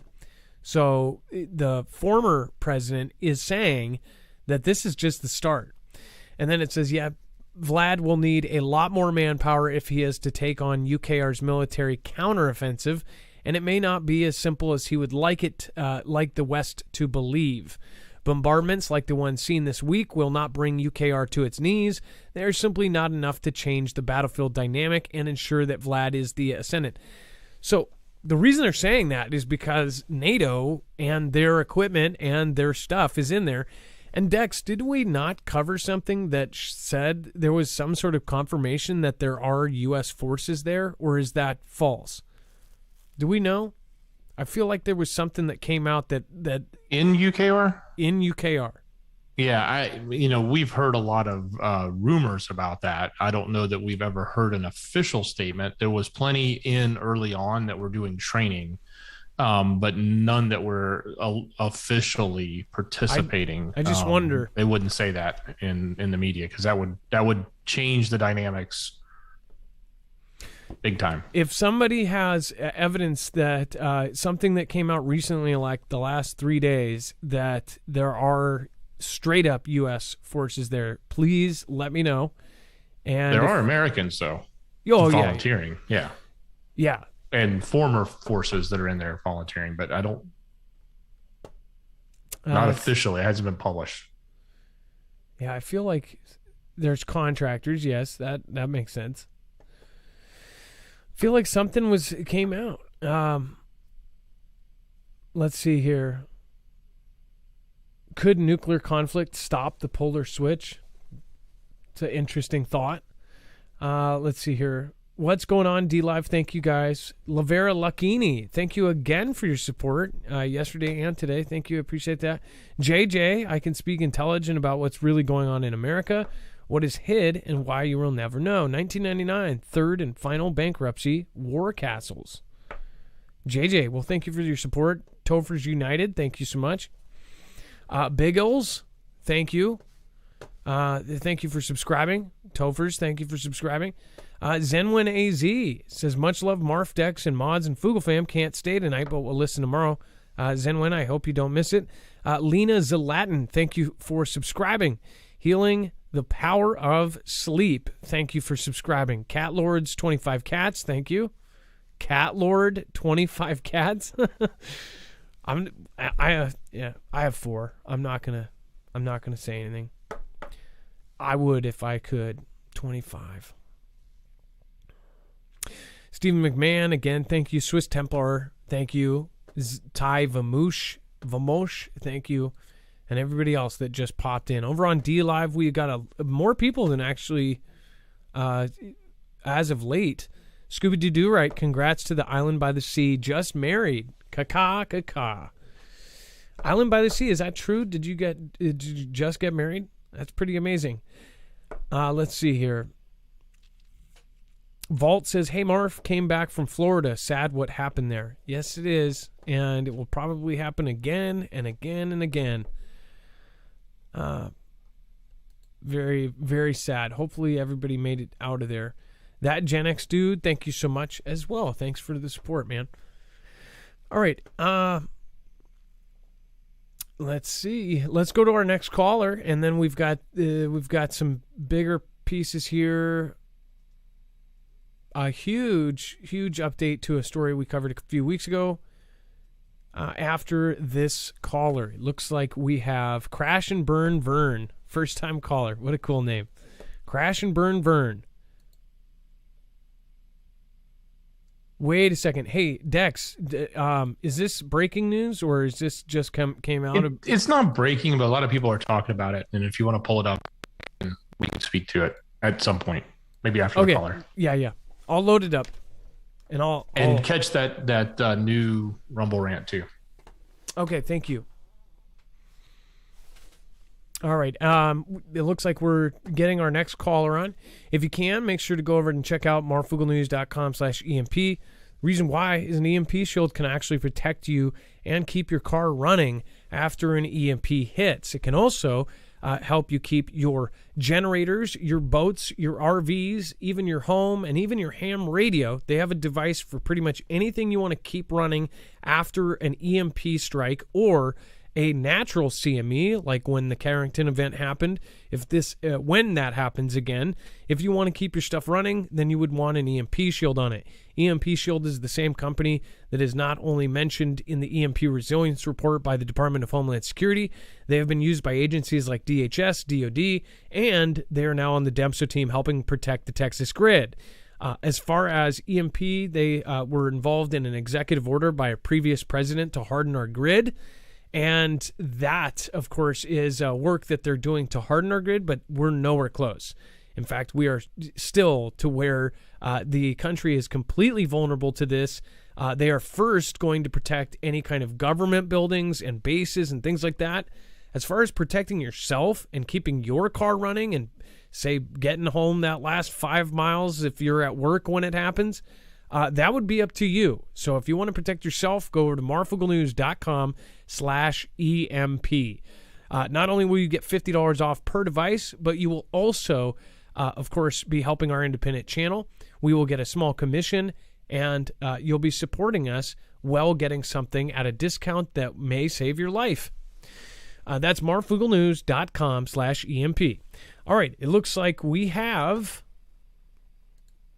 Crash and Burn Vern, first-time caller. What's going on? Hey, Adam. Hey, Adam. Crash and Burn, what's happening? Adam. You're live. Yes, sir. How you doing, my brother, from across the country? I'm doing good. So you got a couple things here. I'll let you go into it, and I'll be quiet. Yes, sir. I live in Richmond, Kentucky. You're gonna story. It's been a while back, and about an excessive gas mask deal from that is ordered here. Well, we live on the it's an excessive boom deal. They do ordinance from back in World War II, as far as World War II, you know, and they did a lot of stuff. I had a good friend of mine. He was doing the X-ray stuff on stuff and trying to make sure they wasn't leaking anything, you know. And but he said some of them was, some of them wasn't. But we have a code here that we have different areas here that are under certain codes, you know. And I probably live about 5 miles from the ordnance center, you know. And they you never know when something's gonna go off, you know. You don't know. The stuff is buried underground. In bunkers, you know. But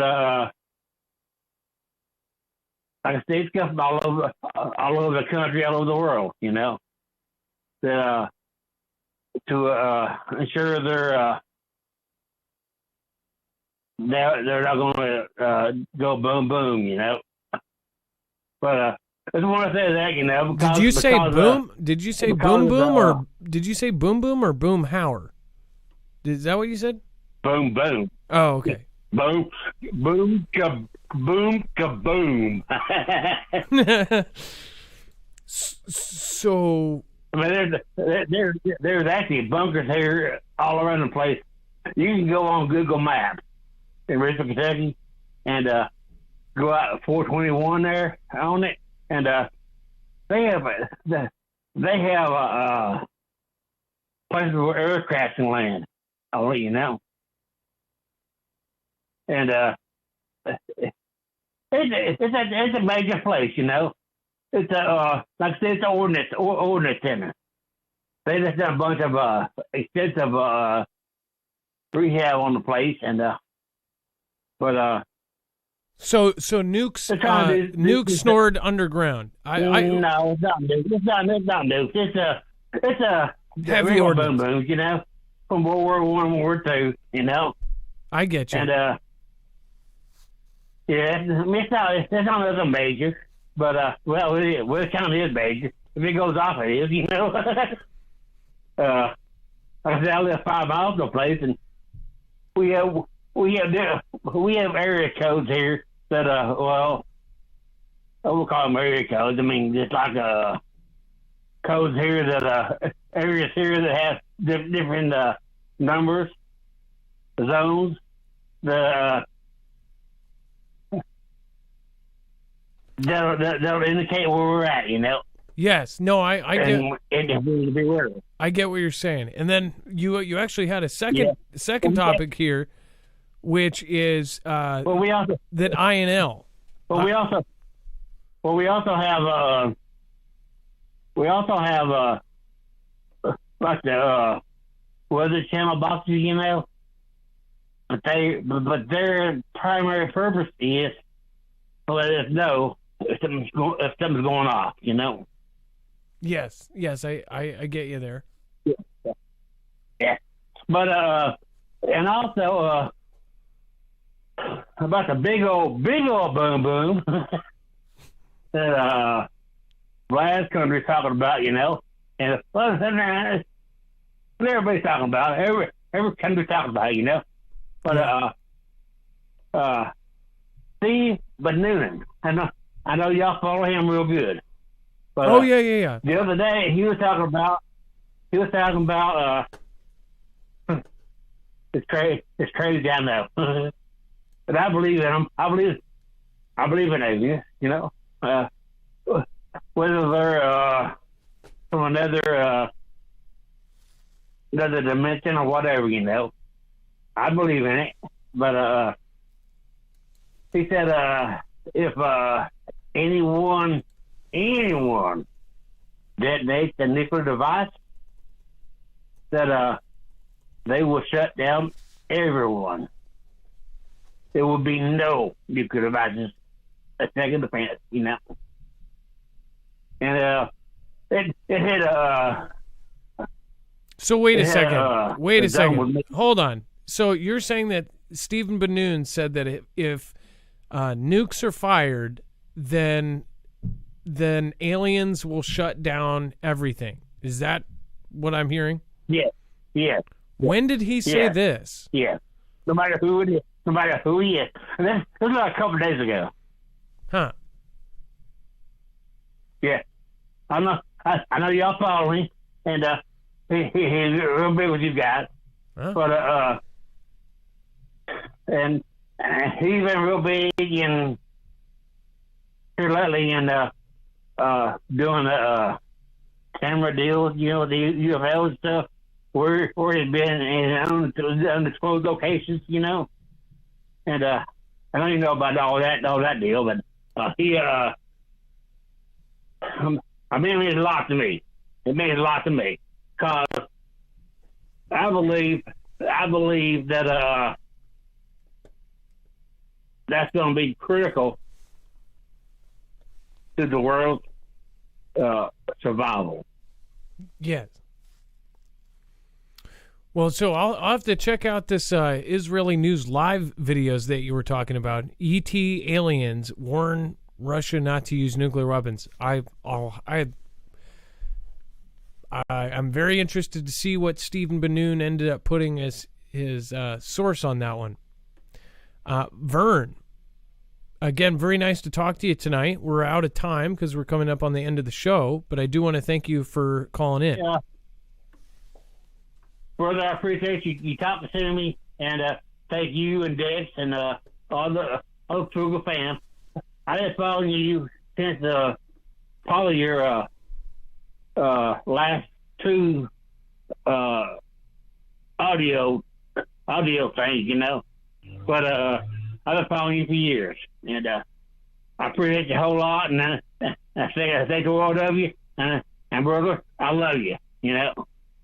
Well, thank you, Vern. That was very nice of you to say. And Vern, I appreciate you calling in, and it's your first time call. Don't be a stranger, okay? I will not, dude. All right. Well, thank you, Vern, and you have a wonderful night, and God bless. And we will talk to you later. That was Vern Crash and Burn. Again, thank you for those being polite in chat. Appreciate that. This is the story that we were going to cover. By the way, I'm super interest piqued by this INL video. I thought he was. I thought he didn't do the whole alien thing. I thought it was more fallen angels type of thing. Just a few weeks ago, he actually said that Kamala took over for I think President B. I guess it ended up being like a mistake. He said that he had a source in the White House that actually that he knew directly said that it was going to happen that day, but I guess it ended up being a mistake, and then he corrected it later, and it was like a pamphlet that showed her name on it as and then it was cut off at the vice part. So I'll have to watch that video. Very curious on what that says. As far as this is a huge thing everybody's talking about, I have not heard of this yet, and I did get one that I thought I saw this in my email box this morning. I wonder when this came out. Bank of England to global markets says you have 3 days to sell all the things. It says an interesting day that started with the BOE expanding its pension fund bailout, the IMF slashing global growth outlooks, and the significant hawkishness of Mr. refuting Brainerd's comments yesterday. Things were all holding together in an orderly fashion, however, until BOE, the Bank of England's Governor Andrew Bailey, started speaking in Washington late in the day and went full Leroy Jenkins. After doubling down on its pension fund bailout scheme, BOE's Bailey spoke in Washington this afternoon, initially warning that market volatility went beyond bank stress tests, which is scary, then reinforcing that there is a serious risk to the UK financial system stability, noting that the buying program is temporary. It says, my messages to the funds involved and other firms is you've got 3 days left now, Bailey said in an event in Washington on Tuesday. You've got to get this done. The essence of financial stability, is that it? Intervention is temporary. It's not prolonged. Dex, what do you make of that? He's basically saying, I mean, is this kind of a thing like where it's like you have 3 days until financial chaos or something? Well, I don't know if I'd go that far. That's why you kind of have to take the source. On this one source, this is Tyler, and then there's other sources on this that, and I'll try to put one of them in our web only, that go about sort of redirecting what he was saying. Say it's part of the pension scheme, which they said earlier in the article, but what he's basically saying is his support for it and what they're doing isn't going to last more than 3 days. So if you're going to get this shored up for this pension stuff that they're trying to do, they got 3 days left to do it. But a lot of people, you know, and statements like this are big, especially when they come from big players. And let's not forget that the UK and their finances have been in just a whole lot of turmoil for the last month now. So when these kind of statements come out, they do rock markets, and people do start to say, what's going on? Why, you know, why is there a deadline? What's the 3 days really mean? Is there something else behind it? So it's not a statement meant for the world in the sense that everyone, you've only got 3 days. It was more specific to a tactic that they're doing around this pension. But because of it, it is bringing this type of attention, and that's why a lot of people are talking about it. And for that, there's no reason to dismiss it either, because why is this 3 day period important? Because he is talking about financial instability, saying we've only got about 3 days to get this done. So does that mean he believes there's going to be massive instability at the end of the 3 days? Or is it really just because he's talking about his support for this plan is only going to last 3 days? So it's kind of wordy, and you can see why a lot of people are sort of going, is this scary or not? And that's why it's being talked about, not just in our world, but in the financial world and others that deal with this kind of stuff. Well, I guess we'll see. We normally don't, this is him setting a date, and you have to look at what he means by this date. Is it actually have a bigger meaning than other than what he is saying? This has the potential to go out of control and crazy, kind of like the German politicians saying everybody will remember February 24th when, he said September 24th, and he meant February. So hopefully we find out I guess what's a bad thing is we'll find out relatively quick what he means. That's what everybody is looking at right now. The financial system is not doing well. Police are using DNA to generate 3D image of suspects they've never seen. We've seen, I covered stories about how they were using DNA to possibly show you mummies that they didn't have, what a mummy looked like before while they were alive. They've used DNA, stuff like this, but they're basically saying that the police are going to be using DNA to kind of generate a picture of whoever it was. So even if they don't have somebody's DNA on file, they'll be able to produce a picture that somewhat resembles them. This seems really like unreliable. Wouldn't this be unreliable? Or how close can they get to looking like somebody? Well, I think that's a great question, but I also wonder now, we've talked about a lot of people losing jobs and technology replacing jobs. Is this one that will replace the sketch artist? I mean, that's kind of a very unique skill set, and it's pretty phenomenal when you look at what these sketch artists can do based on limited descriptions of what people can say about somebody, right? Now they could, give a very light version of what they think the person looks like, and the sketch artist comes out and makes something that looks just like them. But now they can just say, well, we found a hair. Let's run it through this computer system, and the computer is going to pop out and say, this is what the person looks like if they have long hair, short hair, with a beard, without a beard, etc.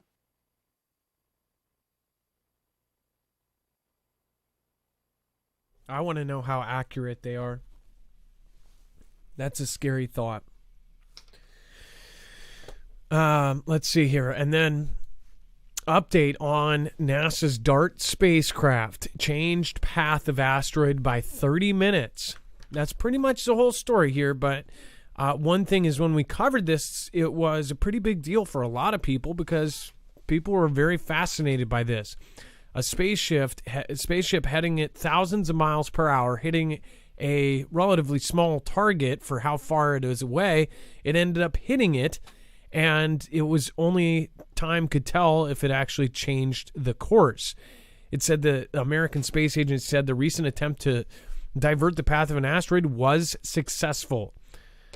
Dex, again, this changed it by about 30 minutes, and how much would that be a life-saving thing or a earth-saving? Well, it's significant in the sense, I don't know. It sounds to me, I think, depending on the size of the asteroid and the time it would take to plan it, like you need to catch it early, and that's what they talk about. I think if you want to see a visual, they do have a decent visual. If you scroll down to near the bottom of it, you can see the orbit of the original Dimorphos, which was going around Didymos, and now you can see the new orbit. After they hit it, they basically brought it in closer, so they were able to shift its position, so you can visually at least see the graphical representation of what they're talking about. But I think it's certainly doable. The question to me is, like, will we see something in enough time to actually, plan and put something into space and fly it there and get the trajectory right and make sure we've got something strong enough or the right size with enough momentum to do this. But they've basically proven they can make the impact and they can move something, at least this size. I don't know how much Didymos would have moved if they'd hit it. I have no idea. I have a thought. Why did they even pick out Didymos? And why did they pick out Dimorphos, right? Why did they pick something where there's one item going around another? Does this remind you of something? Earth and the moon? Just a thought. This is a crazy thought. But why? I mean, the one thing I thought of is, like, why wouldn't they just take a single asteroid that's by itself and then see if they can move that? Is the one that they say this is practice for a possible, thing heading towards Earth, and if it could change the path of it, well, is the next one going to have a gravitational pull and a second one around it that's spinning around? Or is it the science of the fact that all of these are going in some sort of elliptical orbit and you're trying to do a miniature exercise? So if it was a giant one, you would put it off course on its orbit. I don't know. If it's in a gravitational pull, does this, you know what I mean? Like, this isn't a single asteroid. This is an asteroid that's around a bigger asteroid, and the bigger asteroid keeps it gravitationally spinning around it. Kind of reminds me of the Earth and the Moon. What if they're worried about the Moon actually doing something, and if they could throw the Moon back into orbit, like a moonfall type of thing? Well, the logic I see when I think about this is that they can actually measure this. So if they were to just take an asteroid that was going around the Earth or an NEO, and they want to see, or maybe not so close as an NEO, but something else, when they hit it, it would take a long time for them to have to measure the change in that orbit, right? Because it's going around the entire solar system or whatever path it's taking, right? So it would be very long. It might even take a year or more, where this is something that's measured in hours, so they can hit it and then be able to have results right away to say, hey, how far did we actually make it move, because it's got a small orbit. That's my guess. And Stormcrow, no, I've seen Moonfall. No, I get it. But I'm saying, if there was something, it reminds me of that YouTube video that all of a sudden all of YouTube went down, and they said it was because this guy said that it wasn't the Earth they were worried about. It was the Moon was going to get hit with something, and it was going to attack us or whatever. By the way, somebody said CGI. No, this is a real photo, including they actually have floating words in the sky. Like, of course that's not CGI. That's a real photo. It's just a composite. A lot of people thought the images of the impact were, but if you look at that composite, or not that composite, but that diagram, and you can zoom out a little, they actually had a separate camera or a separate thing that was tracking it. And I think that was there to send back the data. So a lot of people didn't understand that there was a sort of a trailing device that was flying along with the impactor. Oh, and I'm talking about the diagram. On the diagram, you can see the two things there together. Oh yeah. No, I know it. Well, no matter what, there's always going to be doubts. And yeah, I see Lycia Cube and then the Dart. Lycia Cube went behind it, and then Dart smashed into it before. Lycia Cube followed it, supposedly. All right, and then make sure to go over to web only. We're going to click over to Marfoogle Jams here in just a second. Marfoogle Jams will have most of the information, and of course we'll have the shoutro. I do want to say a very special thank you to everybody that supported tonight. Thank you to Stephen McMahon, Kenny Crowder. Thank you Zen1AZ, Lavera Lucchini. Of course, thank you to everybody over on DLive. Thank you to the mods. Make sure to go check them out on marfooglenews.com/friends. That Gen X dude, JJ, Stephanie Cook. Thank you. The Hobo Photographer or Hobotographer. Thank you for your support. I want to talk on this subject. How do I call? 224-400-MARF. You'll just have to wait until the next call in. And then Seth Taylor, Maverick Reloaded, latest video worth a watch. I will check it out. And then everyone else that popped in tonight, thank you. Mary Tyndall, thank you. And everybody over on DLive and now Rumble. There's a Rumble rant that we did miss, and I want to thank you. Very surprised people found us over there. It's Who's Nacho Daddy? And he says, many blessings, Marf decks and mods. Thank you. Who's Nacho Daddy? Good spelling, too. Okay, let's go over to the web only. We've got a lot of stuff in a short amount of time, so let's pop it over. Wow. And there's a ton. So head over to marfooglenews.com, click on the thumbnail for the show, or if you're on YouTube or Rumble, look at the description, click on show notes. It'll take you right here. You can see everything else. There's a lot of updates along the lines of what's happening with Russia, UKR, some of the damage that was done in the zoo, some of these suspected types of things that were used. and lots of other intel around that's being reported. So we've got all of that there. Some updates around other things with National Guard and the retirement rates, or the enlisting rates, and how those are comparing. Of course, there's all the updates around the political spectrum. So you've got the T-Man stuff, you've got Tulsi leaving the party, you've got a lot of things happening, and including some Yi updates, which is just, he's just dominating some of the news there as well for his outlandish stuff that's been said. Of course, Musk is still in the news, will always be in the news. A new humanoid robot that's out there. Potentially the ability to charge a electric vehicle in like 5 minutes. That's some new technology they're talking about. So that and so much more, it's all over at marfooglenews.com. Click on the thumbnail for the show, or open up the description on YouTube or over on Rumble and click on the show notes link. It'll take you right here. You get the rest of the story. Need more people to call out the two-party system. All right. Thank you, everybody. Thank you, all of our viewers in the morning that are watching the replay. I thank you and appreciate you. Thank you so much. It is now time for the shoutro. It's not an outro. It's not a shout-out. It's a shoutro.